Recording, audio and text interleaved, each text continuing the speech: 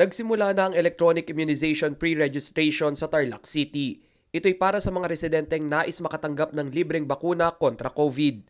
Ang mga 18 years old hanggang 59 years old na residente ng syudad ang pasok sa priority recipients ng COVID vaccine, alinsunod na rin sa age guidelines ng Department of Health. Libre man ang bakuna, hindi naman ito sapilitan ayon sa local IATF.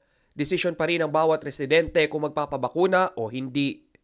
Base sa latest census, higit 340,000 ang populasyon ng Tarlac City.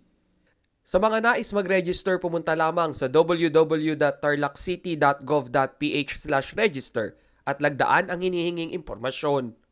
Wala pa namang inilalabas na budget ang Tarlac City LGU para sa kanilang sariling purchase ng COVID-19 vaccines.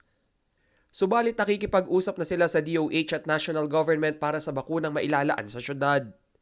Siniguro rin ng city government na tanging aprobado o may emergency use authorization na bakuna mula sa Food and Drug Administration ang iro-roll out sa syudad. As of January 27, 2021, 610 na ang kumpirmadong COVID cases sa syudad. 23 ang namatay, 527 ang recovered o gumaling na at 60 ang active cases. Ang pagpaparehistro bago magpabakuna ay bahagi ng paghahanda ng mga LGU sa inoculation master list. Rainiel Pawid, CLTV News.